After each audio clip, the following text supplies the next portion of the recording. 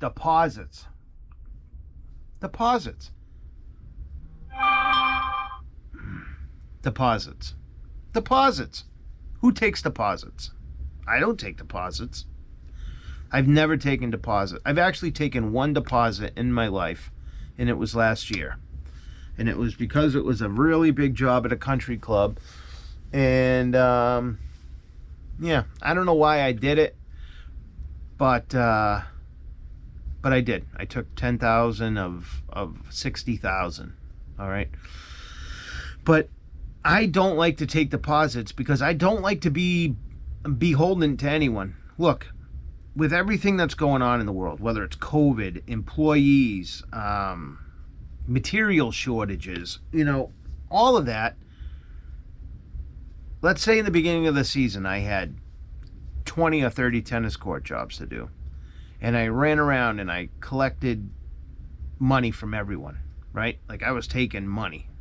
And I'm taking 20, 30%, right? And I got 100, 200 grand to start the season with. That's great, right? Like, yeah, who doesn't want that? Who doesn't want that? But then you get a month of bad weather. You guys get COVID. You got material shortages. Now you're standing around. You got all of these people sitting there going, where are you? You took my money. Where are you? Now you're beholden to these people. At the very least, all right? People hire you. You can't get there for whatever reason. You don't owe anybody anything. Nothing. Yeah, an apology. Hey, look, I'm sorry. I can't get there. I'm sorry. I latex, COVID, can't get it. Sorry. I trust me. I want to be there. I want to come take your money. All right. But I'm not going to take it before I earn it. And that's a great philosophy that everybody should get into. Now, look, I understand if you're building decks and or putting additions on people's houses, like you want to kind of cover, your material because you're talking with a lot. But in this business, we're really not talking about a lot of money and material. Shh, don't tell anybody. Nobody knows. Right? We were talking pittance. Even if you're doing 100,000 square foot parking lot, what are you really into for material? Like what, $1,500? If you can't swing $1,500 on a 100,000 square foot parking lot, you don't belong in this business, my man, or when, or female, or they, then, zen, and you don't belong in this business. If you can't scrape up enough money to fill your tank to go do the work, nope. So, and not just that, but you're not going to get municipalities to give you a deposit. You're not going to get large corporations to give you a deposit. You're not going to get most commercial companies to give you a deposit. All right? You can dupe Johnny Homeowner out of his money, right? Because he'll fall for that shit. Well, okay, I'll give you a deposit. But it's nonsense. You really, you don't need it. The margins are so big in this business that you don't have to you don't need to be using other people's money to fund your business. And if you are using other people's money to fund your business, then you're not doing something right. You're not.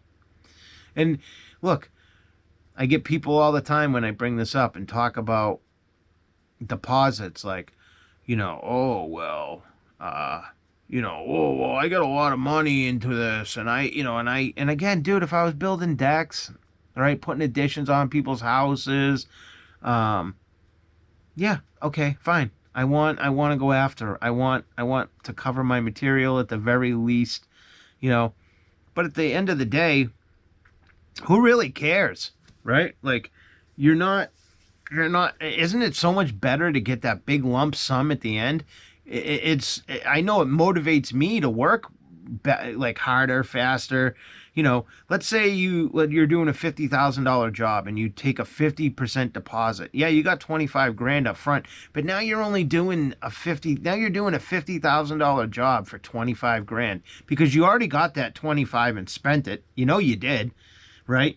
You paid off whatever you were behind in your bills, or you went out and fucking blew it.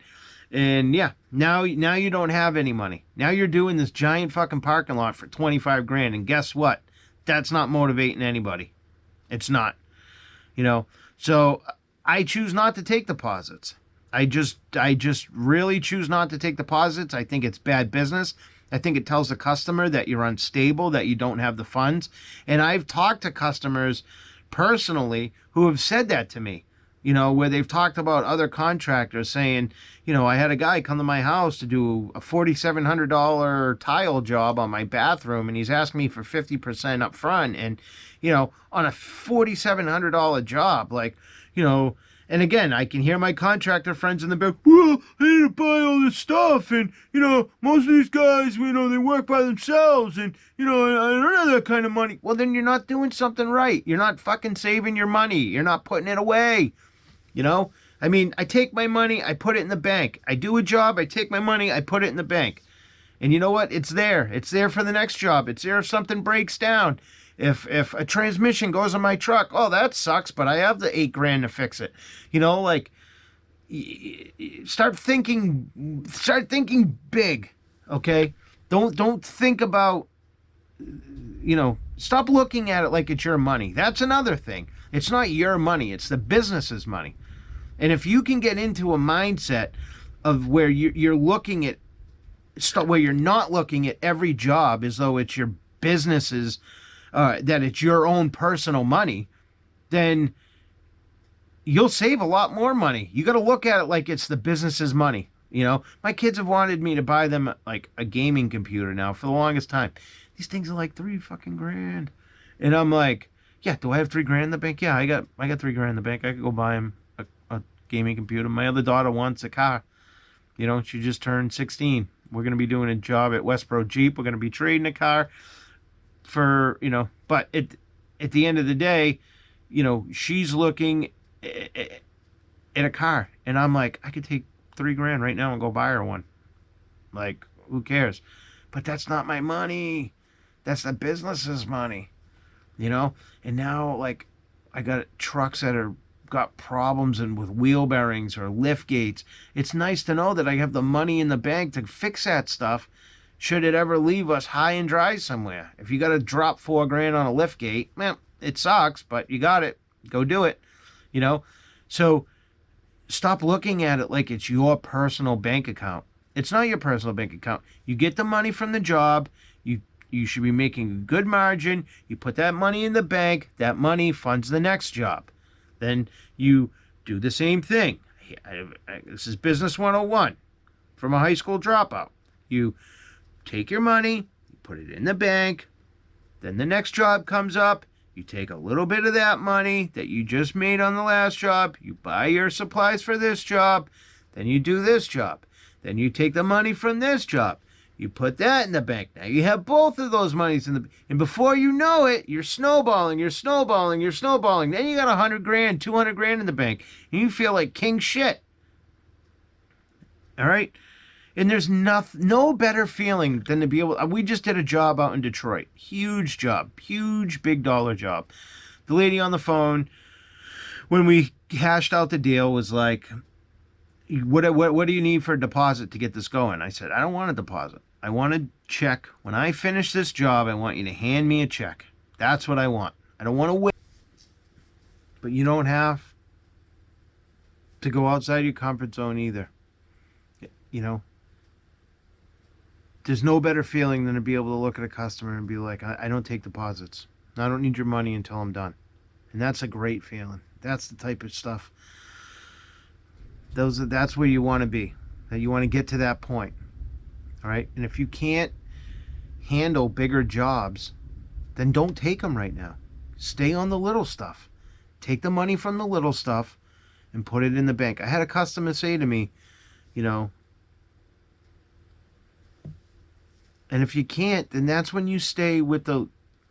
So that's the point. If you can't take big jobs without needing a deposit, then don't take the big jobs right now. Just start off with the small stuff. Look, you can go take your sealer tank, go fill it up. I got a 500-gallon tank, $575.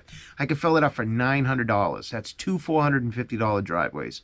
Off of those two $450 driveways, I can make, or off of the material that I bought with the money from the two $450 driveways, I can now make anywhere from $5,000 to $8,000 with that tank of material.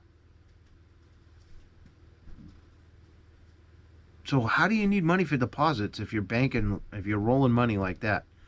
Then you take, that $8,000 worth of material, a profit that you made off of that 800 in material, you throw that in the bank, you fill the tank again for $900. Now you got $7,000 in the bank, and you have the ability with what's in your tank to make another $7,000. So I don't understand how you don't have money to support your jobs. Same thing if you're doing tennis courts. All right, if you're doing a tennis court and you're getting $10,000 for the tennis court, but your material cost is $2,000, well, you take your material cost, the cost of labor, which is probably $2,000. That's what your operating cost is on those tennis courts. So if you're doing a job for double that, well, you do the tennis courts, you take the money, put the profit in the bank, you use the material cost to fund your next job. Right away, you're still ahead by half of your money. So that's just something that's always got to me when I hear deposits. You want to stay away from taking deposits again, because anything can happen too. You piss one person off, that person goes on Facebook and they're like, Jimmy took my money. Jimmy didn't come back and do my driveway. And then next thing you know, Jimmy's getting shared 9 times all over. It's like a game of telephone. By the time the third or the 300th person is sharing that post, you went up in their driveway, you kicked their dog, and you dragged their wife to the end of the driveway by her hair like a caveman. All right? No. All right? That's a and I know guys that take deposits on driveways. Yeah. I'm not making this up, folks. They take deposits on driveways. And you're like, what the fuck? What? So I went and did an estimate, and the guy says to me, it was a pretty big driveway. It was like 1,200 feet. 1,200 feet, yeah. 1,200 square feet. Yeah, so I had a guy. I went and looked at his driveway. It was pretty big. It was like 1,000 feet long. And he says to me, we come up with a price. I think it was like $2,500 or something. And he goes, well, how much do you want in a deposit? And I was like, I don't need a deposit. And he's like, oh, the other company that came, they wrote out an estimate. They left it in the door, and it said I had to pay half up front. And I was like, please tell me who this was. Please tell me. Please tell me. You gotta tell me who it was, man. You gotta tell me. But he wouldn't. Oh, it would be unprofessional. Yeah, it would. Because I'd get their fucking name, and I'd be on here making videos about how XYZ Seal Coating can't afford to think about it. All right? This thing was probably 8,500 square feet. What are we talking? 80 gallons of sealer, maybe? 90 gallons of sealer? Okay, 100. We'll say 100. We'll go 100 gallons of sealer. What's 100 gallons of sealer cost at $2 a gallon? It's $200, man. You can't fund that job yourself? You can't fund $200 fucking dollars? Holy shit. So, yeah, you got to stay away from people like that. You got to stay away.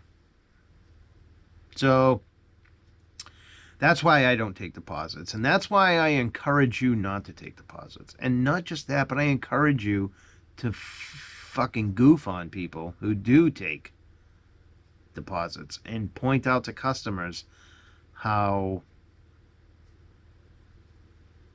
that's ridiculous. Okay? So that's pretty much all I got on deposits.